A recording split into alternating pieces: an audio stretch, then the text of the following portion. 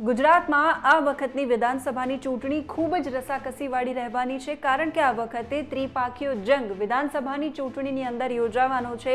આમ આદમી party, BJP અને કોંગ્રેસ વચ્ચેનો આ જંગ ખૂબ જ રસપ્રદ રહેશે। પરંતુ આજે વાત કરવી છે ઉમેદવાર વિશે। જી હા, એક એવા ઉમેદવાર વિશે કે જેમનો આત્મવિશ્વાસ ખૂબ ગજબનો છે। એટલો આત્મવિશ્વાસ છે કે 6 વાર ચૂંટણી હાર્યા છતાંય 7મી વખત તેઓ ચૂંટણી લડી રહ્યા છે અને મક્કમતાથી પ્રચાર પણ કરી રહ્યા છે અને જીતનો વિશ્વાસ પણ વ્યક્ત કરી રહ્યા છે।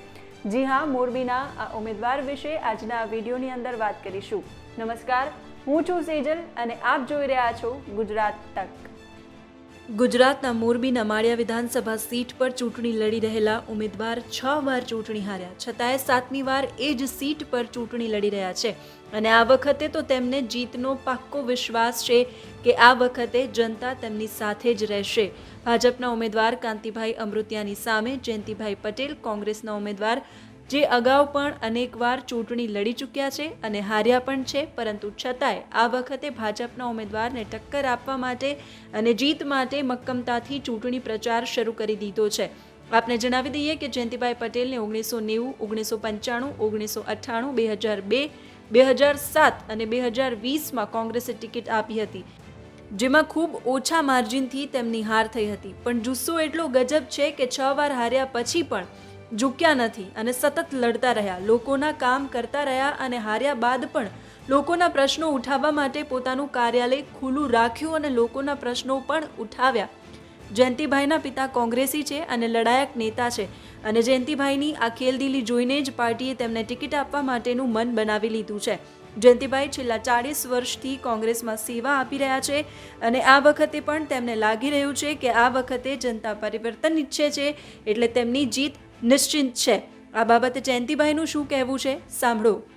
मोरबी मालिया विधानसभा में 2022 का चुनाव में कांग्रेस पक्ष ने मुझे उम्मीदवार का जो तय किया है। 2022 का इलेक्शन में परिवर्तन गुजरात के संकल्प के साथ हमें 2022 का इलेक्शन लड़ रहे हैं। तो ये मोरबी मालिया विधानसभा सीट ये पूरा सौराष्ट्र में एक इम्पोर्टेंट प्रेस्टीज सीट है। वहाँ का जो लोग एक इंडस्ट्रियल हब और जो पूरा देश में, गुजरात में तो सही लेकिन पूरा देश में मोरबी का बड़ा नाम है और वो सीट के लिए हम अभी का जो माहौल है कि 27 साल का जो भाजपा का शासन और सरकार का जो नीति रीति है, इसके सामने हम विरोध पक्ष की ओर से पिछले 6 महीने से लास्ट हम लोगों के लिए विरोध कर रहे हैं, प्रदर्शन कर रहे हैं और स्थानिक मुद्दा भी बहुत है। महंगाई है, बेरोजगारी है और ख़ास करके हमारे जो मोरबी में एक झुलता पुल की जो दुर्घटना हुई, इसका हादसा जो हुआ 150 से ज़्यादा लोग का मृत्यु हुआ, वो लोगों का मृत्यु के लिए हमने ये चुनाव में अति सादगी से, कोई प्रदर्शन नहीं, कोई फटाकड़ा, कोई स्वागत, ढोल ऐसा कोई भी ऐसा भपका के बजाय सादगी से चुनाव लड़ रहे हैं।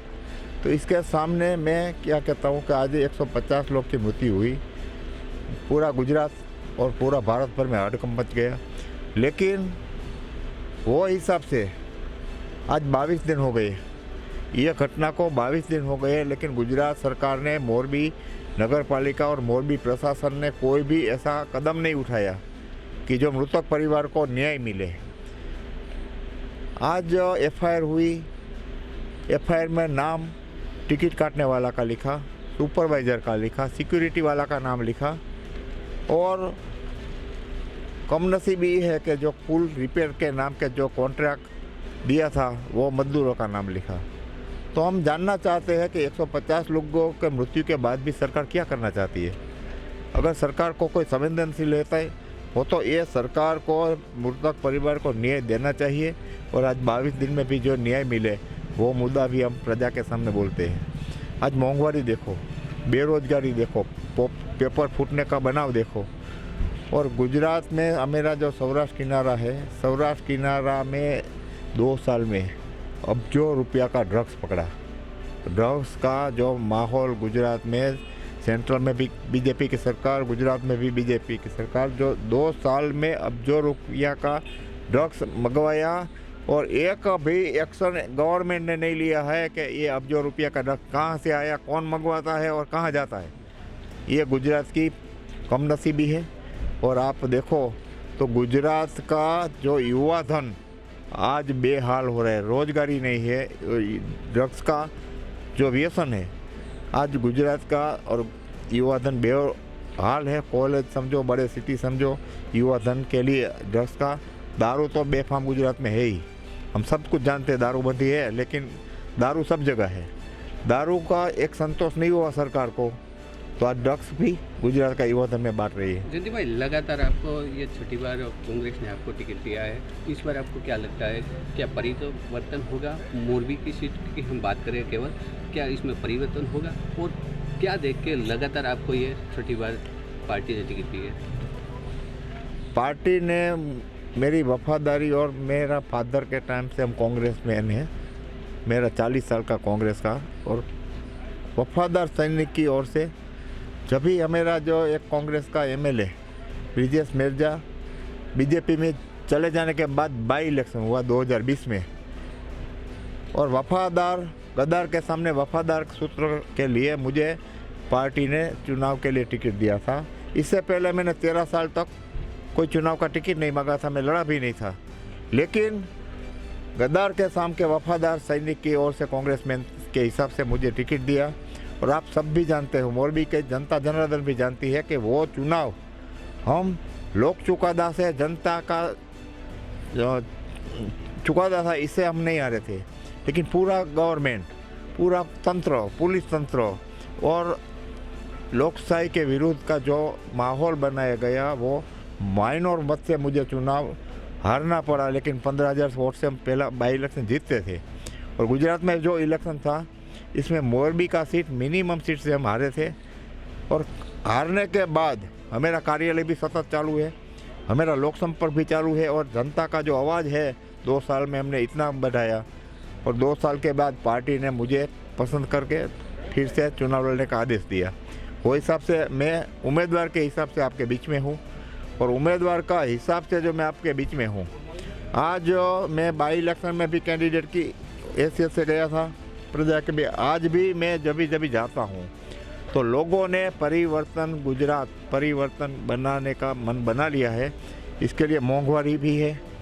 ये आप मालिया तालुका में जब भी हम खड़े हैं तो मालिया तालुका का एक गौरवंता इतिहास था। आज 27 साल में मालिया तालुका हिजरत हो गया। मालिया तालुका आज कोई भी ऐसा गांव नहीं है, नहीं इधर बाई इलेक्शन में सिंचाई का पानी देने का वादा किया था, कैनाल लगा के बहुत सारे वादा किया था, लेकिन इसका एक भी अमल नहीं हुआ। और आज माड़िया तालुका में नई खेतीबाड़ी है, नहीं इसका सिंचाई का कोई पानी है, नहीं कोई छोटा मोटा उद्योग है, नई रोजगारी है। तो पूरा मालिया तालुका ने हिजरत करके सभी गांव खाली कर दिए। आप गांव-गांव घूम रहे हैं, अभी आपको ऐसा लग रहा है कि आपकी जीत होगी, तो कितने वोटों से आप जीतेंगे, क्या दावा करते हैं आप? अभी चुनाव को 9 दिन बाकी। हमारा जो अभी का जो लोक संपर्क लगता है, इसमें मोरबी का नहीं, पूरा गुजरात में कांग्रेस सरकार बनाएगी ऐसा माहौल, प्रजा का परिवर्तन जैसा हमको दिखता है। क्योंकि मैं लास्ट इलेक्शन में 2 साल पहले गया था और 2 साल के बाद भी जा रहा हूँ, और इसमें बहुत फ़र्क दिख रहा है कि लोगों ने मन बना लिया है कि ये बीजेपी को भगाओ, कांग्रेस को लाओ। आप कितने वोटों से जीत रहे हैं अभी? वोटों को तो जनता जनार्दन के आदेश है, हम जीतना चाहते हैं, कोई भी वोट से हम जीतेंगे। મોરબીથી અમારા સહયોગી રાજેશ આંબલિયાનો અહેવાલ ગુજરાત તક। આપને અમારો આ વિડીયો પસંદ આવ્યો હોય તો લાઇક અને શેર કરવાનું ન ભૂલશો। સાથે જ વિધાનસભાની ચૂંટણીને લગતી તમામ અપડેટ્સ જાણવા માટે અને ગુજરાતના રાજકારણની તમામ ખબરો જાણવા માટે આપ જોવાનું ના ચૂકશો ગુજરાત તક।